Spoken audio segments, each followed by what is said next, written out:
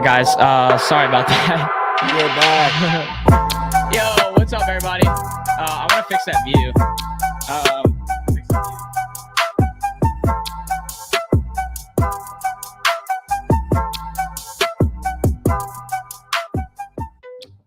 Holy piss.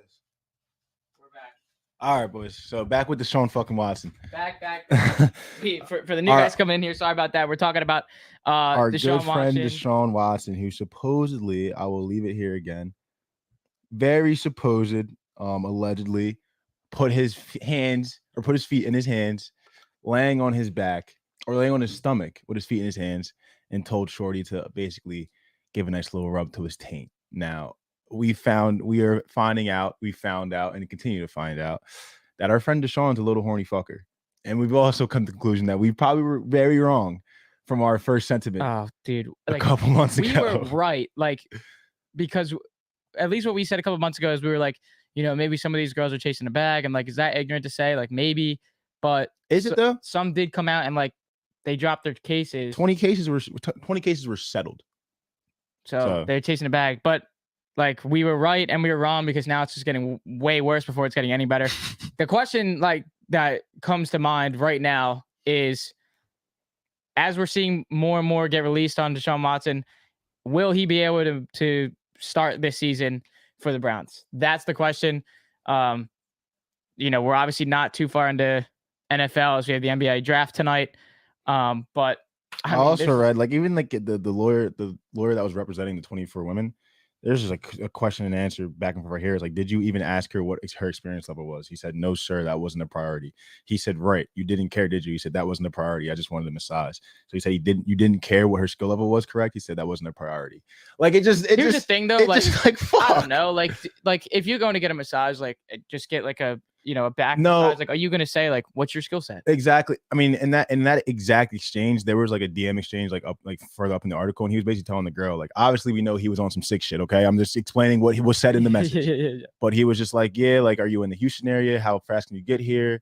He didn't say I'm not worried about your experience, but he said I'm just trying to support Black businesses. So he came off real genuine. And if you look at Deshaun Watson as a person, look at him at Clemson, very good at handling press, very well spoken, very intelligent young man. His first year, there was a hurricane in Houston. He devoted his first game check to every single employee that couldn't work because of the hurricane. So he's done everything to position himself as a franchise quarterback, a guy you can trust. And just seeing everything unravel this way it's one of those things that you get so attached to these players. You know me, I'm a huge player guy. I don't really have second teams. I have favorite players that the teams turn into my second teams. Seeing not really a hero, but some guy you had so high up fall from grace like this, I even have to catch myself, because I want to defend Deshaun Watson to the very end. This is the boy, but fuck, brother. You are really putting your fucking fans, yourself, the organization of the Cleveland Browns that we haven't really spoken about, because he's getting a guaranteed deal. He's still making, I think, $40 million from them, $1 million signing bonus, which still can't be touched. Fucking over a lot of people, man. And it's getting, and you know what's something I don't like though? I think people are trying to hate on the Browns for this. Look at the Browns organization again, fucking up, whatever. This is typical Browns, you know what I mean? But dude, anyone was gonna fucking sign Deshaun Watson. If Deshaun Watson could play football, because people don't understand morality, as we've seen with Live Golf, no draw. Mm-hmm. Morality goes kind of out the window when we're talking about money and doing our job as an organization and winning games and attracting fans and selling tickets. If Deshaun Watson's on the market and Goodell says you can sign him, someone's signing him. I'm not mad at the Browns for signing Deshaun Watson and giving him a bag, because if we didn't do it, someone else was going to do it. And if Deshaun Watson could end up playing, we look even more dumb because, you guys just left Baker Mayfield hanging, and now we could have got Deshaun Watson. You guys didn't make a move. So I'm not mad at the Browns whatsoever. I'm not mad at any.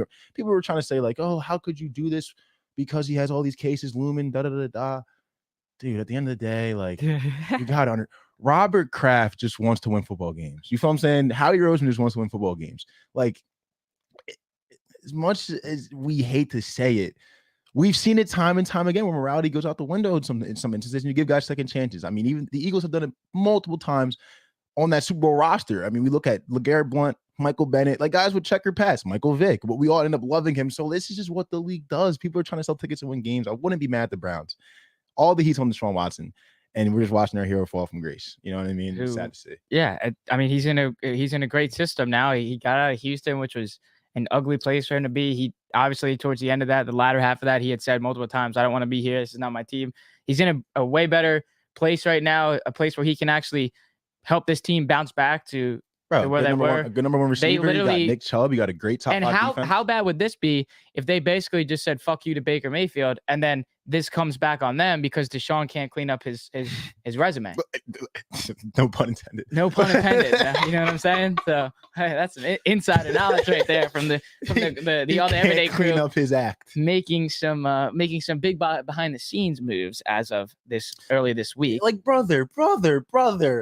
Oh, what makes you think? Because the one excerpt I read, there was one shorty he tried to get her to do some weird shit, and there was something that came out that there was 3 women that tried to accuse him, but they had consensual sex after the fact of the massage. One shorty, he's trying to tell her to get to her, go towards her. Did they, bro? I didn't know that. There was 3 bitches that. Well, my fault.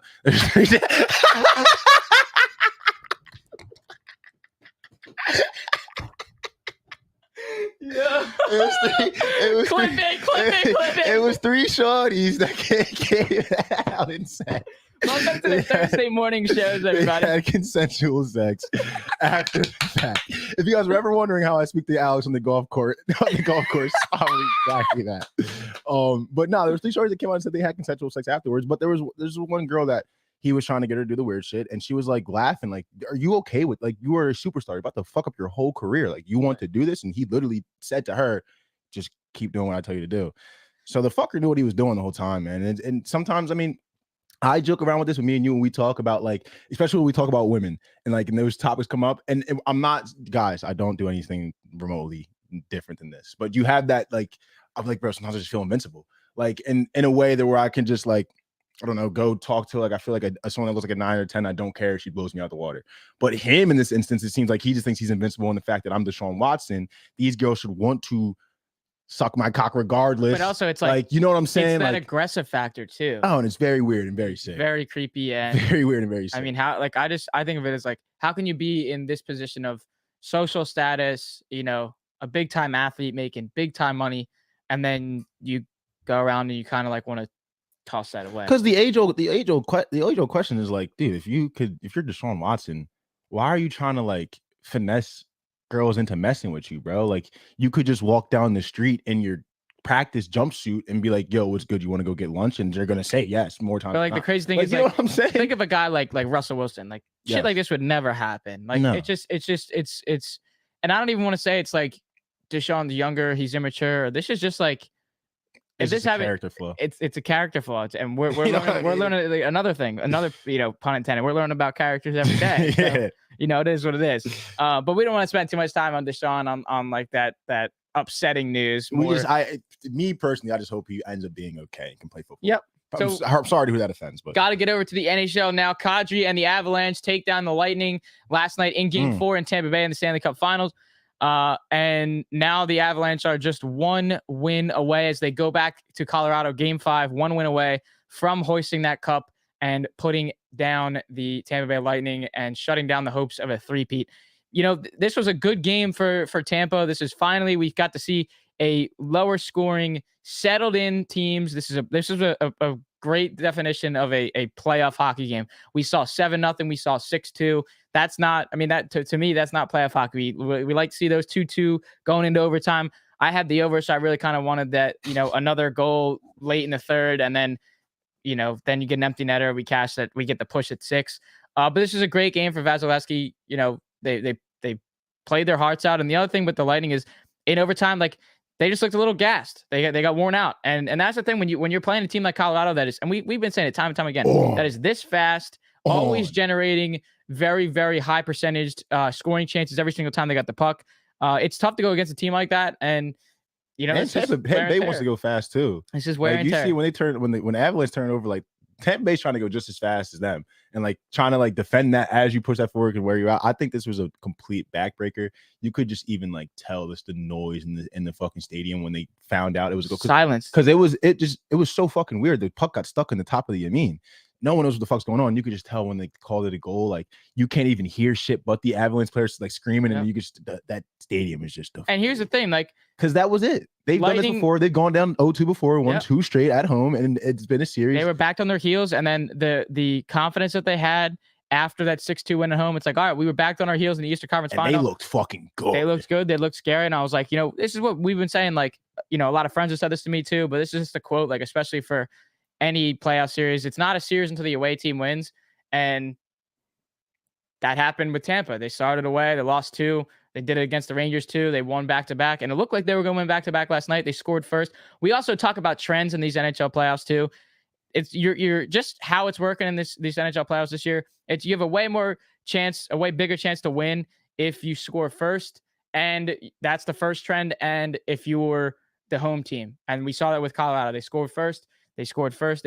They were at home. Same with Tampa. They scored first back-to-back games. They won game 3. Couldn't get it done in game 4 again. Just got gassed out in overtime. Great win for the Avalanche, and I'd be excited to see Colorado do it. They've had a rough go with the Denver Nuggets over there, not really kind of producing in the playoffs. Now you can kind of get a win against the 2-time defending champs. It's gonna be a great game 5 in Colorado.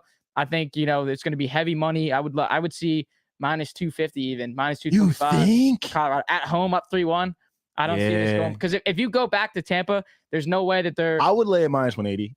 Tampa's not like, if Tampa wins here, they're going back to Tampa and they're winning that game. They're not losing the cup after defending 2 in a row. They're not losing that game to lose the cup at home and watch Colorado hoist the trophy in their stadium where they've just did it 2 years prior, right on that center ice. So I think if Colorado, if Lightning win this game, they win game 5, they will force a game 7. It will be in Colorado. Colorado will probably win game 7. We need that because this series is fire. I felt so bad because I've been trying to tell. I was telling my pop, I'm like, yo, you got to be watching this Avalanche Lightning series, and I was trying to describe it to him. Like, you have a team going for a 3-peat, then there's like this new squad that's like just coming out of nowhere, just barely in the league. Like, it's the perfect matchup. And I think the first game that I told him to watch, I think the Avalanche were up like 3-1 in like 2 minutes, and I'm just like, fuck, my fault. They're just but this team's still. I really want people to see how good of a series this really is. Well, the other thing too is, like, when the Lightning beat the Rangers, I had said, like, I was pretty upset about it, and I remember saying, like, I don't have enough courage to watch the final. I'm not watching the final. And like, now I've settled in. I've literally watched every minute of every game so far. So I'm just like, it no, I 100% feel you, because when Kawhi hit that shot against us, I'm not watching. I don't care. But now, like, this is great hockey. And again, we're about to get to that dead period where NBA's over, NHL's over. Thankfully, we have the NBA draft tonight. And we'll see. So we're gonna kind of move on here and head to the baseball. What's up though, Bubba? Did you guys just go live? Yeah. Funny. Oh, wait, is that like Bubba? Like Bubba Buckets? Like, I think I know who that is. It might be one of my friends. That's fire. We didn't just go. We did go live. We had camera troubles. Now we're back. Yeah. So thankfully you're here again. We're going right over here to baseball for a little bit, and then we'll get into the Warriors parade. Kind of wrap this whole shindig up. We just to touch here on baseball. Yankees are first team to 50 wins. Judge hits his 27th homer last night, hits 2 in that game. They beat the Rays. They win the series. Now they're coming back home, and they got a great series this weekend against the Houston Astros. It is going to be a madhouse at Yankee Stadium. I'm really trying to get up there for Sunday because, again, it's the Astros. We all remember what happened a couple years ago. So these Yankee fans are going to be brutal to those Astros. So it's going to be a fun atmosphere there. The other thing, too, is with the Yankees on Friday, Judge has his arbitration meeting, and a couple of questionable comments that Yankees fans all throughout Twitter were pretty upset about. And one of the things that he said is like, look, like, I love playing for this team. I love being here. I love playing here. But this is a business, and this is the business side of things. I still take this business side of things pretty seriously, and it all comes down to a business. I do hate it, but it comes down to a business, and I got to do what's best for me. And then you see these stupid graphics on ESPN, Busto only writing articles on what's going to happen, and the graphic is a picture of Judge in a Yankees jersey, a picture of Judge in a Mets jersey, and a picture of Judge in a Boston Red Sox jersey. And it's just like, bro, if they find a way to let this guy go, he's going to go to one of those 2 teams that's been decided. The biggest thing that pisses me off is, like, if he hasn't proven to Brian Cashman and this organization that he's worth $300 million fucking dollars, then I don't know what else he's got to do. He's an MVP candidate right now. Again, this Yankees team could go all the way if they do not face injuries. We've seen these past couple seasons. You see Stanton go down late for weeks and months on end. You see Judge get out for 2 weeks or 4 weeks with a hamstring injury. If they find a way to get injured again, these hopes of staying up top are gonna go down to the shitter. But the big thing too is they've been a wild card team at almost 100 wins, just over 100 wins these past couple seasons, and they're a wild card team. This year alone, they're up like 12 games against the Blue Jays right now in the division. If they can get a division, it'll be probably most likely. I hate to talk about too late in the season when we're literally in the middle of June, but it would be Yankees and Astros in that ALCS again. And we all know what the Astros do in the playoffs to the Yankees in the CS. Every single year they find a way to beat them. So hopefully they can get there to that point. But let's just kind of switch over to the Phillies high key though. Like I was watching the Yankees. I was tuning into the Yankees race series because that's just a fire series. And I'm sitting there thinking like this team might be more complete than 09. Yeah. Like 100%. because and I love to hear your guys' thoughts on that. Like, I think this is the most complete Yankees team they've had in over a decade. Like, the sole fact that you guys, beginning of the season, let away some big bats, some of the big bombers. Yep. Try to get more contact guys in. Still leading the league in home runs by a landslide. Trevino as your catcher right now, and he's raking. And when he's not playing, you get Kyle Higashioka off the bench, and it's like he can slap it. He can slap it up. He can slap it around. So it's crazy how like we talk about role players in the NBA. Yankees have their own role players off the bench too. Josh Donaldson is a great piece off the bench. I mean, mind you his comments, but. I mean, Glaber's a star, but I mean, the thing that pisses me off though is in All-Star voting, Altuve is above Gleyber Torres, and that's just because people they're just bigger fans of Altuve. Yeah, he's just a bigger face than Gleyber, but Glaber's having a better year statistically. 100%. Glaber's having a better year. If you want to match the stats, replacement, he's having a better year. So if you're going off stats for All-Star voting, which it's popularity, but it's also when guys are playing well, like you're going to vote Judge because he has 27 home runs and he's leading the league in home runs. You're going to vote Judge. You're going to vote Trout, regardless if he was having a down year because it's Mike fucking Trout.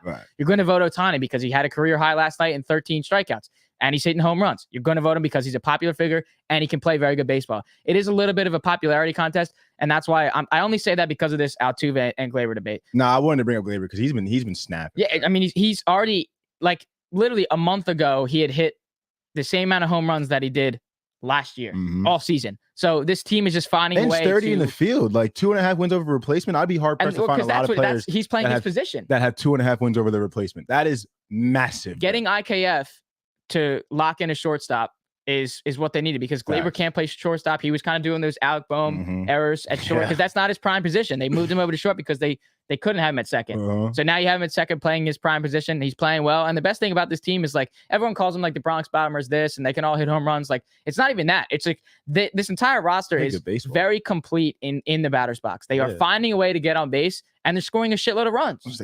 Work counts. It is what it is. Bunt the ball, run the bases. Like you mentioned that like we talked about the Yankees a couple weeks ago. You're like, this is the best Yankees base running team I've seen. I know. In a long time. These guys actually are like people that like. And the one reason I think it's like kind of like the Yankees year. I mean, look at the Dodgers going on. They just lost their most reliable reliever in Trinan. Buehler's on the I think he's on the injured list as well. Mookie Betts on the injured list as well. I mean, the AL East as a whole, that's always been your thorn in the side because you guys had to go to the wild card game. The AL East. The Red Sox are coming on now because Nick fucking Pivetta wants to be a stud. I'm mad about that. But the AL East is y'all's. I mean, the big thing though, if we get a revenge series, if you get a revenge series versus the Astros and the ALCS, I can't see. We're going number one. I can't. We're 100% going. I can't see you guys losing that. Yeah, not. It would be a massive, not a choke. After they send some guys away. Not a choke, but like a massive, just like, come on. You got Correa gone. You got Springer gone. Like you lost. It'd be like how like Dodgers fans felt when they couldn't beat us in the CS. Like, well, the other thing too about like you can't count out. We're gonna head over to the NL East now with the Phillies. But speaking of the NL East, you can't count out the Mets. They still have it. Like they're in first in this division, and second in the league, right with the Dodgers, behind the Yankees. Obviously, this is still without Jacob deGrom. Like wait till this dude comes back. Without Jacob deGrom, they don't have a catcher that can hit. That I'm not. Again, I just said it, but it is June 23rd. But what if we do see a Subway Series? That would be so sick. Fire. Like I think about talk about the Phillies and like the NL East. The Braves are here. The Braves are very much here. People have not been. They just went on the fucking like 13-game winning streak like 2 weeks ago. They're very much here. But what the Phillies like, I hate to like try to like posture myself like this, but I think I hit the nail on the head when we talked about at the beginning of the season. I'm like, this team like. It's going to come down to the last week of the season again. I don't know if they're a playoff team, but I do know this is the most exciting Phillies team we've had in a long time. And just like with Joe Girardi, I thought he was a good coach, but it just seemed like maybe there was something like maybe he was a little too aggressive with the guys or too much, maybe a little too strict or like straightforward or not. But you could tell when Rob Thompson came in. Does he if they continue this, does he come in as next manager? I'm talking to Sean and Tyler one day, and they're like, would you want Joe Madden? And I'm like, honestly, like, not really right now. Like this is Rob's team. Like if we make the playoffs and maybe we lose in the wild card game or something, or we lose in like the last 2 days of the season and the Braves etch us out or something like that, I could see them bringing him back. But it's just you have a star-studded lineup like this, star-studded. you want a kind of Joe Girardi face. You want a Joe Madden face. Yeah. You know what I mean? So you want a Dave Roberts face. But the thing with Girardi that like just boggles my mind is how does the bench coach? Because it's a voice. Because it's a voice though. Like Rob Thompson is Joe Girardi's third base coach all the years with the Yankees. And like it's just a sports thing. Like you've been on teams where like the head coach is cool, but the assistant coach is really the homie. Well, but when we had Steph down here, like Doyle, bro, I love Coach Doyle to death, but he's a fucking madman. If I need to go like get my shit off and actually get like a cool perspective, I would go to Steph. You know what I'm saying? Like if in a position where he becomes the head coach, guys just feel more loose. But even now, I'm saying like, how does Girardi not unlock that potential that everybody this entire season was waiting to see with all the money that the Phillies put into this lineup? How does Joe Girardi, not unlock this potential? And you got to have your base coach, your bench coach that has to be the one to get these guys in, because it's 13-2 and 15 games. It's all about voice. Like he might have just lost his voice in the clubhouse. Is what it seemed like to me. Like Quinn Snyder just resigned from the Jazz job because he said he felt like he lost his voice in the locker room. But Carlisle left the Mavs a couple years ago because he felt like he lost his voice in the locker room. Joe Girardi isn't a bad coach, but especially with baseball, you saw with Gabe Kapler, drill sergeant, making them run flag poles at practice and shit. And then what did he do with it didn't work here. Goes to a group in San Francisco. They realistically, besides like Logan Webb, they had Chris Bryant, obviously they didn't really have any stars. Yastrzemski's a good baseball player. Darren Ruff's a good baseball player. Now you got Jock Peterson out there. That's an all-star. You know what I'm saying? Jock Peterson now, they don't have really, it's not like a Mookie Betts or Bryce Harper or something like that. So a guy like Gabe Kapler can go over there and work with them because they're a bunch of hungry people. They feel like they're underrated. I don't think that voice was working here. I just don't think Joe Girardi's voice was working in Philly. And it sucks though because I'm rooting for Rob Thompson 100%. But I have to reiterate my point, and this is the last one I have. I do think when it comes to a star-studded lineup, you want a guy like a Joe Madden, a Joe Girardi, a Dave Roberts, God, I'm drawing a blank, a Dusty Baker. You know what I mean? Like you kind of want that for those guys. They've been there, done that, seen it so many times, know how these personalities are firsthand. He's Coach Jeter, Coach Altuve, Coach Wilt Walker Buehler. You know what I mean? The list goes on. But I mean, let's give Rob a shot. We have nothing to lose. The Mets obviously are the Mets. They're snapping. They're not going to.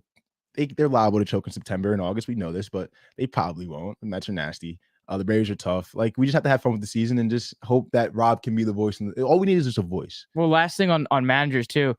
After last season's loss for the Yankees against Boston in the wild card, Aaron Boone's job was on the line. Do you get this next year and see what happens? And now you're here. So now it's like, I think I would still keep him after this year because what's gone on so far. But I feel like other people would be like, all right, you had this good of a team. You had this great of a year. You're, first team to 50 wins at 51 now. You still don't even have 20 losses, and you found a way to not get to the World Series or lose the World Series. I think people would be like, oh, that's bust. Right. I still don't think it's Aaron Boone, win or bust. I don't. I love this guy. But enough on managers. Yeah, I mean, I do think Aaron Boone, I think he's a good coach. I think he's a player's coach. Yes. I'm kind of a fan. Some postseason blunders. But look at Dave Roberts' postseason blunders. He doesn't know how to handle pitchers. So, like, let's relax. And that's why I like Boone as just sticking up for his guys. My guys are fucking savages in the box. Exactly. You can hear it on the broadcast Sunday when they were playing the Blue Jays. Like there was just calls that were going outside and like they would just show Boone just like because they were talking about him. And you could literally it was slightly picking up what he was saying and you could hear what he was saying. He's like, watch that fucking ball. He's like, come on, Blue. It's just like, I love that. He's for his guys. He's fighting for his guys. But all right, let's head over to the NBA. Before we do the Warriors, this is a spur question that I'm going to ask you right now. Who do you think is going 1 tonight in the draft, NBA draft? Who do you think is going 1? Is it Jawari? Is it Chet? If you had to put even if it's not like if I had to put a wager, I'd put the wager on Jabari. I just think as far as upside, Chet has a little bit more upside, but we'd be hard pressed to find a player that we found in the last couple of years that has the same amount of upside as Jabari Smith. I mean, we're talking about a little bit less shorter than KD, just as much skilled in college. Like this dude's a fucking freak. I think he should go number 1 for sure. I'd put my wager on that. Well, it was funny because remember when I said that one of the last nights that Sammy 2 was down in Auburn, he went to Sky Bar. Mm-hmm. He saw him in there, and he was like, so what's the deal? Like you go like what are we doing in the draft? What do you think you're going? He's like, bro, I'm going 1. Yeah. I'm going 1. Like he said it months ago. Yeah. So, and you've seen like when we first started seeing mock drafts after March Madness was over, Chet was up there. Oh, 100%. He was higher. I think Chet now in your latest mocks, you're seeing more of Jabari in that top 1, top 2. Like we knew it was going to be 1 or 2, maybe 3. Banchera's obviously in there in that top 3 anyway. Banchera's going to Houston. That's going to be fire. That's locked. That's going to be fire. I 100% got beat Jabari at 1, bro. You can make arguments for Chet and like the analytic guys and like the TikTok guys going to come to me and talk about the wingspan and the defensive shit and whatever. He can dribble the ball, cool. It's Jabari Smith. It's Jabari Smith's number. It's Jabari Smith. It was always. It was Jabari always. Smith. And we will look back on this when he does go. We will remember this moment. We will remember this moment, everybody. Jabari Smith will be picked number 1. Okay, just like Trent yesterday called the 3-2 overtime winner. There you go, Trent. But anyway, okay, over to the Warriors parade. They won. Great for Andrew Wiggins. Great for our prediction here on our preseason prediction show. You heard it here first. We beat Stephen A. Smith to it. I don't care. I'm just saying it was called here first. Warriors had a great parade. We're just gonna highlight some of the funny moments here. Klay Thompson, he tripped on somebody. Okay, he didn't lay that girl out on purpose. He tripped on somebody's foot. You can see he's falling. And he just clotheslines this female. Whack. That was tough. That was a tough one for Klay. Another one we had to talk about is I love Draymond on the mic, dude.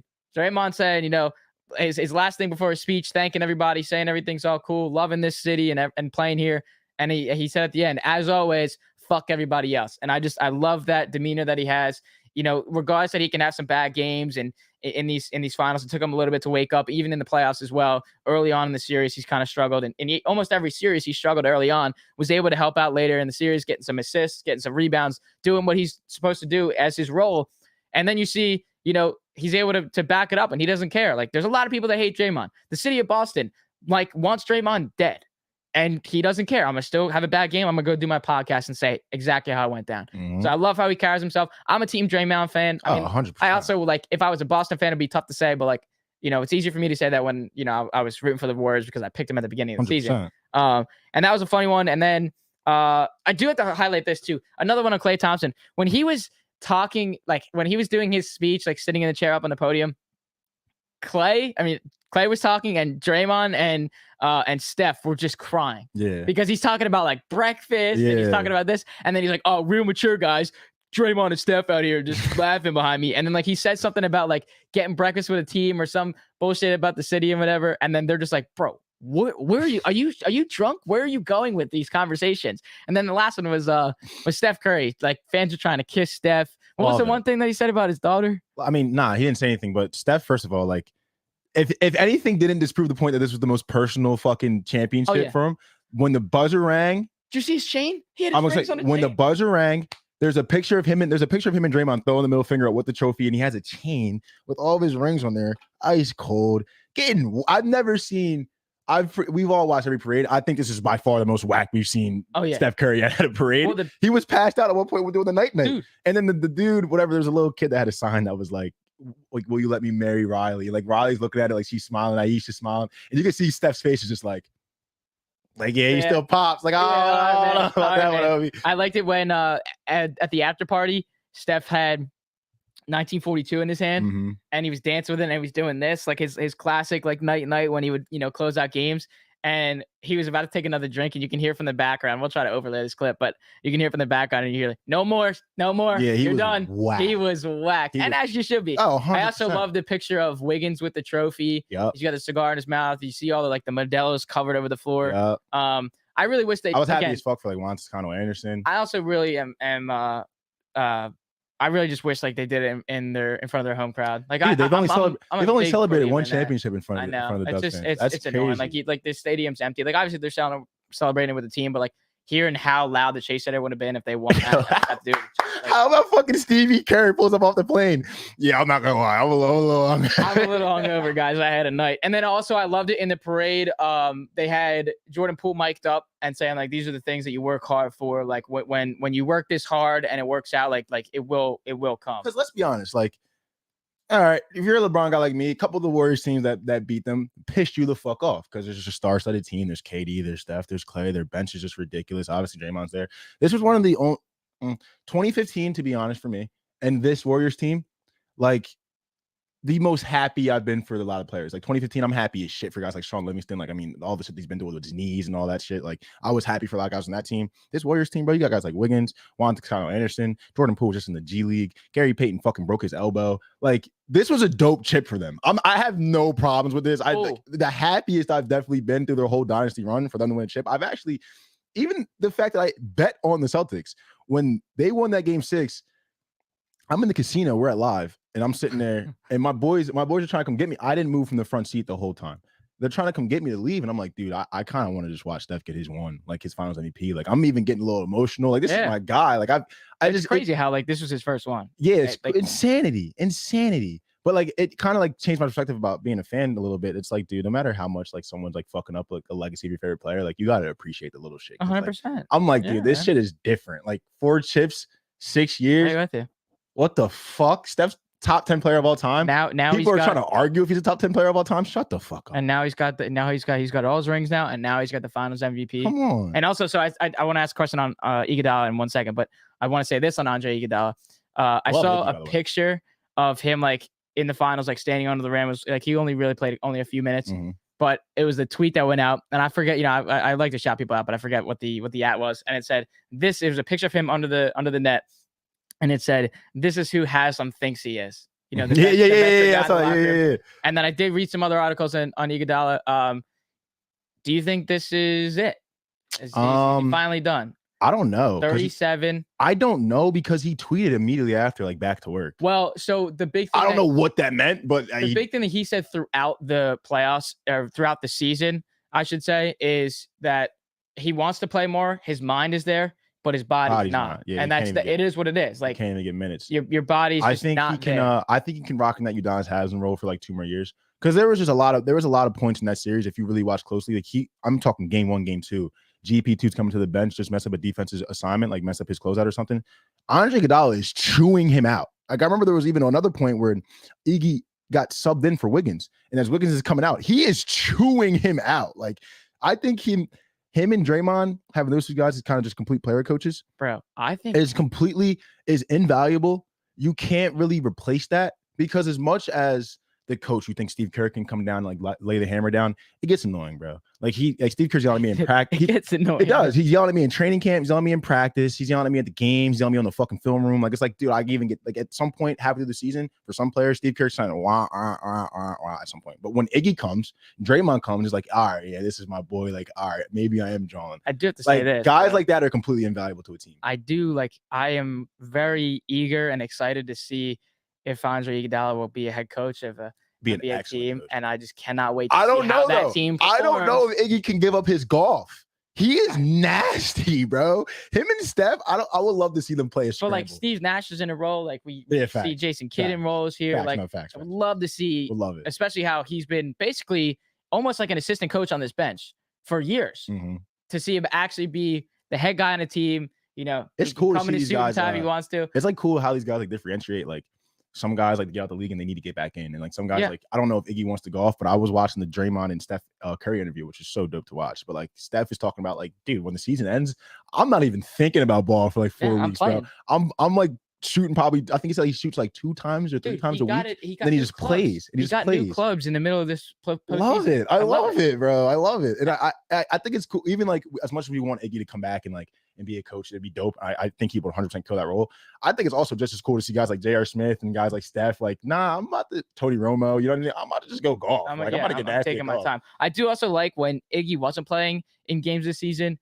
He wasn't trying to go out there and flex his bread and flex the drip. He was in a suit and a tie. Love it. So I feel like, remember when like coaches like back in the day were always wearing suit and tie. Now it's kind of like sweatsuits. Well, it was the AI rule because AI would come to the games with the do-rag and the ice, and they're like, all right, no, dress code like suits, motherfuckers. And now like I'm excited to see if like we were just talking about Iguodala being a head coach, if he comes in and he's not in those like quarter zips and those sweatpants or whatever, he's in a full suit. He's in a full suit. Love it. Like it was like when Tibbs was coach for the Bulls back in the day. Tibbs always in a full suit, Greg Pop in a full suit. In a suit, like things like that. But I mean, a great win for the Warriors. Again, I have to say it again. It was predicted on this show. If you guys missed it, sorry about it. There's a clip on Twitter. There's a clip on Instagram, and you guys can go check those out. But it was called here first, and just a fun parade. I always like watching these parades. Like they're on at like a weird time in the day, and it's like a work day, so most people can't throw it on. But like last year when the Lightning won, like I had the Lightning parade on. It's a boat parade. It's so cool to see. Like that's why I'm in a way like I want Colorado to win just for the city of Denver. But also like I want to see the 3-peat vibes would be crazy, and another boat parade. I might slide, bro. And another boat parade, bro. 3-peat vibes, like people. It might be like 2017 Eagles type shit down there, bro. Like that motherfucker. And that's what's crazy. I mean, crazy to say, like, but that's what those fans in Tampa actually care about. They care about that hockey team. Yes, they started caring about Tom Brady when the Bucs came down here. They don't get the respect they deserve on that too. Especially we go back. We've said this multiple times on this show. Nobody gives any respect to the Rays. And now you're getting into talk. So is it time to move the Tampa Bay Rays? Yeah. So I don't know, but I'm excited. That's facts though, because I had a homie that was from Tampa Bay, and like he was a Bucs fan. But this motherfucker, when it came to the Lightning, like it was just different. And this is a football player. Like I was just like shocked. I'm like, wait, you care about the Lightning or you care about the Bucs? Like, I ain't going to test it. But no, them Tampa fans down there, we rag on them a little bit because of not Miami. Florida fans, period, get a bad rap. But nah, let's put some respect on the Lightning. Well, Miami Heat fans are just ridiculous. It is Miami. That's we called it out. They fucking suck. That's kind of like Eastern Conference Finals Game 7, guys. Why is everyone? That's like when we were out in LA for the Lakers game. Yeah, bro. Come on. People, it took them until like almost the end of the first half for the arena to get filled up. It's Lakers Clippers on ESPN prime time Friday night. What are we doing? This isn't like, Lakers and Wizards. This is prime time. Yeah, go to MSG for a Knicks Celtics game. Knicks could be the worst team in the league, and you're going to see a goddamn full crowd for Boston and New York at MSG. That's why I respect. I got to chill, but like, because I respect the fucking Knicks for that shit. Like, they are right. They've been so bad for so long, and that the whole Kyrie shit going on. If Kyrie comes to the Knicks and like leads them to like just a perennial playoff team, I don't know if I want. I'm just saying, like hypothetically, if Kyrie goes to the Knicks and like makes them like a perennial Eastern Conference semifinal team, he will go down as a legend. Fuck the vax shit, fuck the flat Earth shit. Like he will in New York, he will be a fucking. If he beats like Trae Young in a playoff series, he will be a legend. After everyone was kind of hating on him too, like in MSG, they hate him. But also like, for NBA draft stuff too, like it's, words are getting out, rumors are getting out of the Knicks going to trade up to 4 and get their guys. So we'll see. We will see. It's going to be a good night in the NBA. We have NBA draft. And it's crazy. I love how everything is kind of lined up. We're not almost at the dead period, but we're getting very, very close. We have game 5 coming up on Friday night of the Stanley Cup final. We just had the NBA season finished as the Warriors won, but now we get game 5 Friday, and the day before tonight, we have the NBA draft. So we're getting a little bit mix of both. And then we're going to the Travelers Championship. Make sure y'all tune in. Tune into that. We're getting a little bit into, people are going to call it the dead period, but we got great baseball on. I know people are going to say it's a little bit slow to watch, but again, don't be that fan that comes in the postseason like, oh, I love postseason baseball. I love baseball when we're in the middle of June and you haven't turned on a game. Before we close, can I ask you one question about golf? Yeah. It kind of like confused me, right? So like we're at like week like 27 of the season, I think, right? And then it feels like 40 weeks, right? Why are we 3 majors in? It's just how like shouldn't that shit be spaced out a little bit more? Like it's like we're at like the little bit past the halfway mark. We don't have 1 major left, like bro, and it's like in a couple weeks, isn't it? Hey, and we also have so then after that, it's just all event. It's all like players and FedEx Cup. You got John Deere Classic coming up as well. Okay. I believe that's next weekend. The Honor Palmer already happened, didn't it? Yeah. But also like we have Live Tour event coming up next week. Brooks Koepka's in there now. More names are going to come in there now. I love how did we not see it coming from a mile away? Chase, we were just talking about Chase last week. We were talking about Chase. Patrick Reed's ready to play in his first event there for the Live. It's going to be in Oregon. And then Colin Morikawa's comments to the reporters. It was actually so funny that he did this. He came out and he said all this and that about the Live Tour. I don't know much about it, what these players are going to do. And he's yelling back at the reporters, spitting back. We posted a bunch of clips on that. And then all the speculation, like all the comments underneath were like, oh, this sounds like a guy that's like about to go to the Live. And then Colin Morikawa this week, Monday morning, comes out after his performance at the U.S. Open this weekend, which was, bad Saturday, but it is what it is. Good tournament, bad Saturday. And then comes out and says, if you guys thought I was going to leave, like, this is exactly what I said. We tell our kids not to believe what the internet says, and here we are. We're seeing it right in front. Like he was one of the main ones. The first thing he said in his interview was like, growing up, I just dreamed of hitting putts to win the PGA Tour. Exactly. So I don't, and then literally, like he says after that, he's like, "Let me go. I got I'm done with this. He's like, I got to go pour more cereal into my milk." And then Justin Thomas comments under that, funny shit. And he's like, We're more worried about you going milk first than you leaving." You thought you could just slip that in there, brother? Yo, it's funny though. Like, how much of a fraud was Koepka? I only care about majors. Guys, it's U.S. Open week. I just want to focus on the U.S. Open, guys. I don't want to talk about this Live shit anymore. I've already made my decision. I don't know. I don't want to talk about it. 150 million. We see like the decline. Have you guys noticed this? You see the guys that are going over, they're trending downwards in the PGA. That's why I'm like, why are you guys so mad? Like, okay, you're not seeing Taylor Gooch anymore. Louis Osteen, I love Louis, but like Louis is on the downslope. Like DJ is the only one that's the closest to his prime, I would say, at the field. World number 13. And besides that, people, him and Brooks, like besides that, people leaving, I'm not really worried about. I mean, Bryson DeChambeau, like, you gotta chase the bag. He has his tournaments. We can say he can't say he doesn't have his tournaments, but he's not a consistent. He's a good name, but not a consistent. Yeah, it's a great top 10 guy, like a DJ guy. So like the people that are leaving the tours, like you watch the U.S. Open. I mean, obviously they could play, but if you take out the live guys and just look at the U.S. Open, still a banger. Like look at the scoreboard on the Sunday. There was no live guys there. The closest one was DJ. Banger, like a banger of U.S. Open. Probably the best one. I also thought it was crazy to watch them, like the coverage of it. Mm-hmm. Obviously, you show the good players more on TV. They get more televised. Everybody. You did not see much coverage of the guys on the going to live. Very true. And even though they were playing bad, like Phil was playing pretty bad, Bryson was playing pretty bad. I didn't even but you did not see a lot of coverage of those guys. Because my thing was like, it's like Saturday. I'm like, dude, I'm tired of watching all these fucking, like, because they're showing every shot from everybody pretty much. I'm like, I'm tired of watching all these. Like, it's Saturday, guys. Can we get the low key guys out of here? That's crazy. But then also there was low key. No live tour guy coverage. So that was the first one. They John Daly did shit. No, they did. They John Daly did for sure. And like the next thing on it is like they didn't show them obviously because they weren't playing that well. But if you notice when they did try to show those guys on there, it would be when they would hit a horrendous shot. You know, if they show Phil Mickelson when he just blasted one over the green or like kind of drawn, put it way right, like they want to show that, like, oh fuck you guys, like all right, bro, like this is one of the like fewer times we're gonna see Phil at the U.S. Open, and you're just kind of saying. Here's your bad weekend. Right. But that's all we got for you guys today. If you want to hit us up on our YouTube, we were live today on YouTube. It's just the name of the show, the All Day Everyday Show. We got a bunch of YouTube shorts coming out, a bunch of new videos coming out really, really soon. So head over to the YouTube, our Twitter at 8080 Podcast. We were also kind of streaming from WeBet here today. And then our Instagram is 8080 Pod. We appreciate you guys a lot. We're doing a lot of moves behind the scenes. We hope you guys can kind of stick around for what we're going to be doing in the near future. We got a bunch of new plans, a bunch of new videos for this summer. It's a great summer of content, trying to do our thing on TikTok. Hit us up over there on TikTok. But otherwise, guys, we will see you next week. We're going to do the morning shows consistently now, so stay tuned for that. You guys have been listening and watching to the All Day Everyday Show with All Day AJ and Manny Ruffin.